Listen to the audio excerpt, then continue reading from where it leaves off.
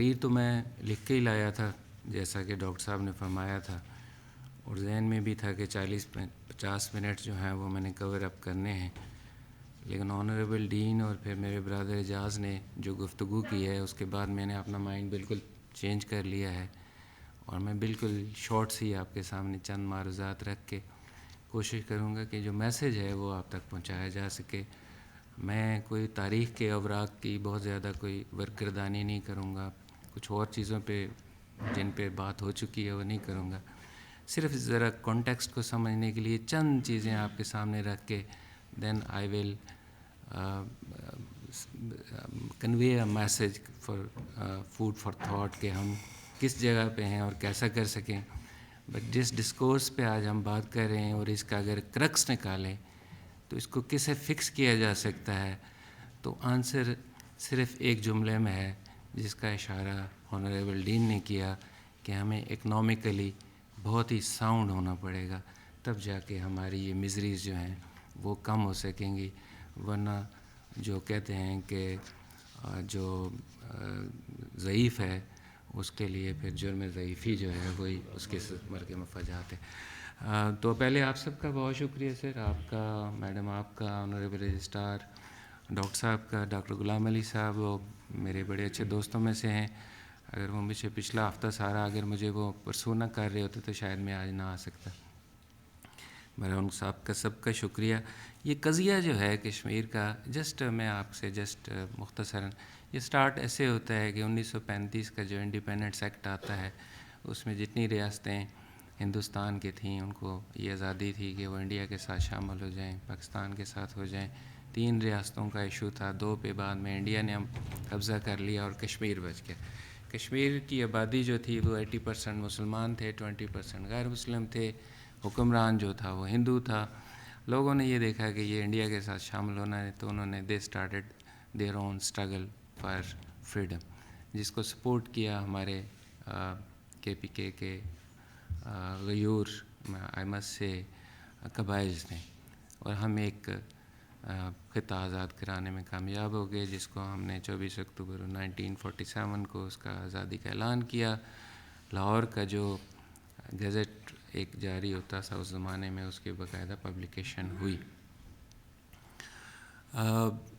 اس کے بعد جب دیکھا کہ یہ مومنٹ جو بڑھ رہے ہیں تو مہاراجا نے جلدی سے انڈیا کے ساتھ ایک ایکسیشن کی ڈیڈ سائن کر لی،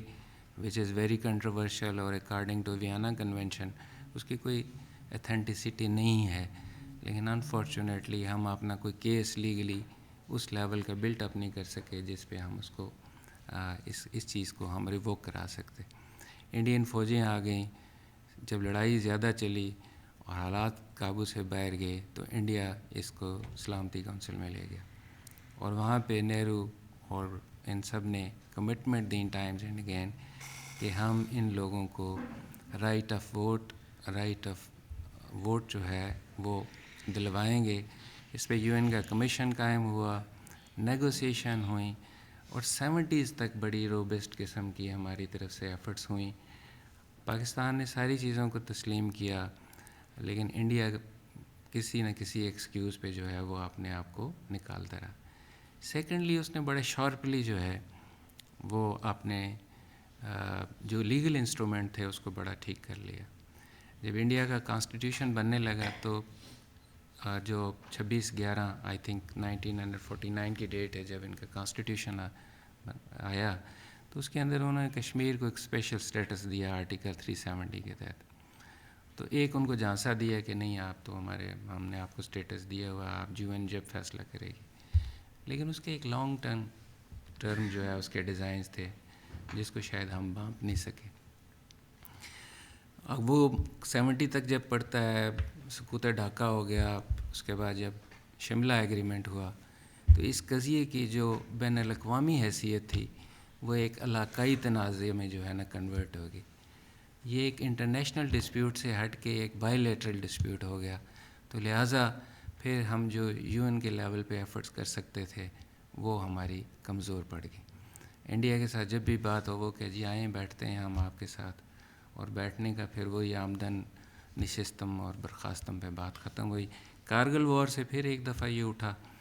اور اس کے میں اس پہ زیادہ بات نہیں کروں گا. مشرف صاحب کے زمانے میں 2003 میں سیز فائر ہوا, کچھ انیشیٹوز لیے, لیکن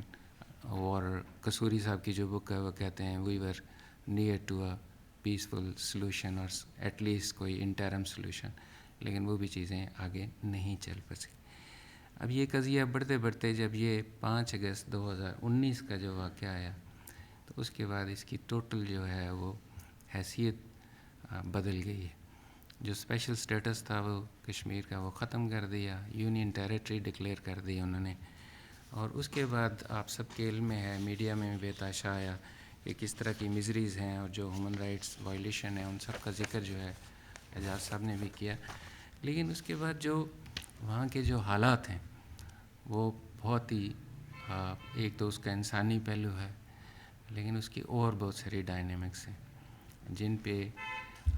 ہمیں سوچ بچار کرنے کی ضرورت ہے کہ ہم ان بھائیوں کو کیسے جو ہے ان مزری سے نکالیں. یعنی یہ والی جو سچویشن ہے اس پہ ایک انڈین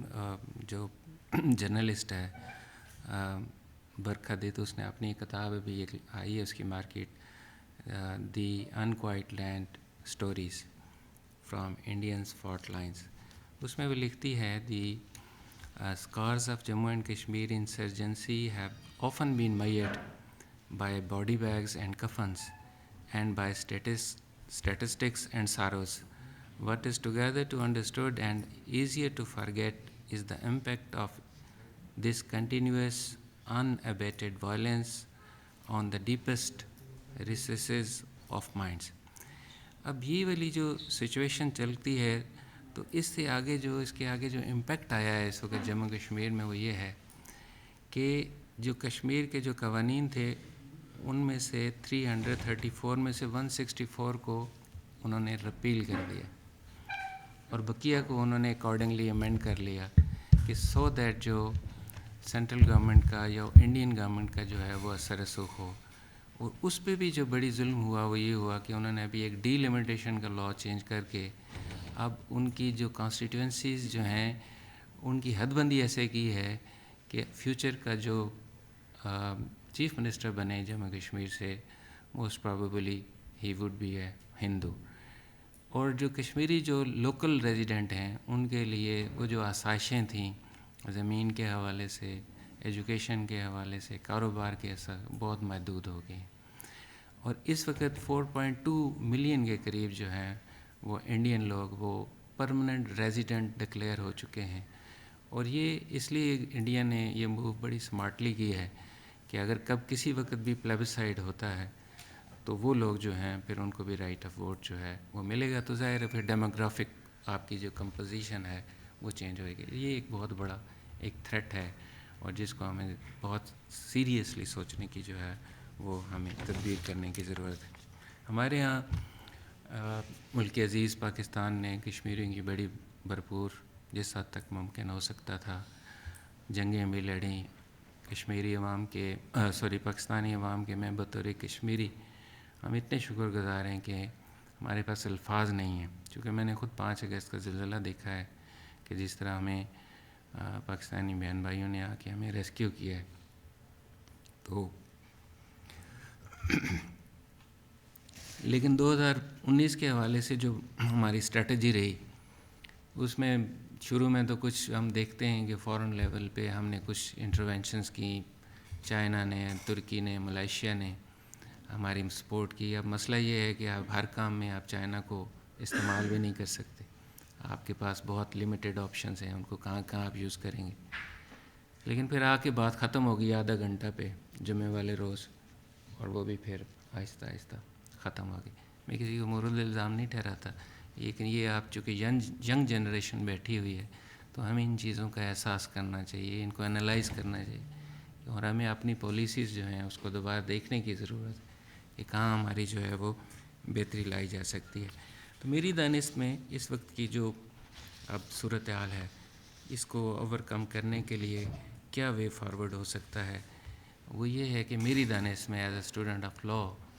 آئی وڈ سجیسٹ کہ ہمیں شملہ معاہدہ کو دوبارہ ریویو کرنے کی ضرورت ہے کہ جس کے تحت ہم اس کو بائی لیٹرل لے گئے ہیں تو کیا ہم اس کو کوئی یونیلیٹرلی اس سے نکل سکتے ہیں یا نہیں نکل سکتے. کل پرسوں کی ایک میں نے خبر پڑھی ہے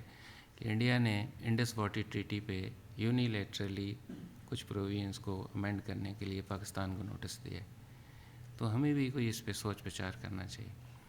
سیکنڈلی یہ ہے کہ ہمیں اپنا کیس جو ہے وہ یو این چارٹر کے تحت جو ہے بلٹ اپ کرنا چاہیے,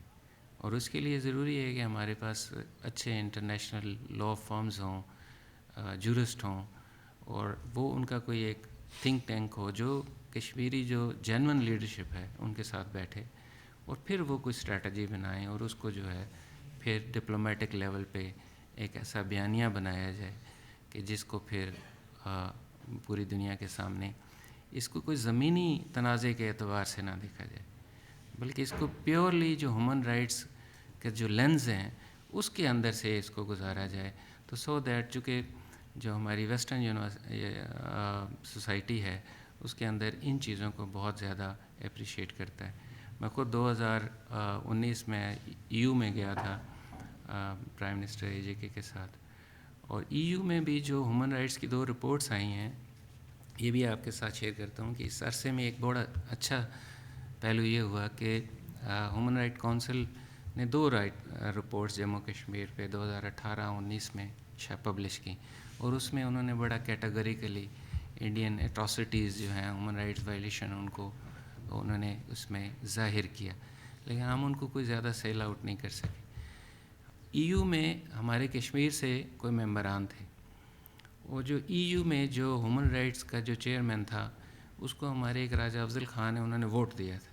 اور ووٹ اس شرط پہ دیا کہ میں یہ ٹیبل کروں گا, تم نے اس کو EU کی ہیومن رائٹس کمیٹی میں لانا ہے. And that was the effort of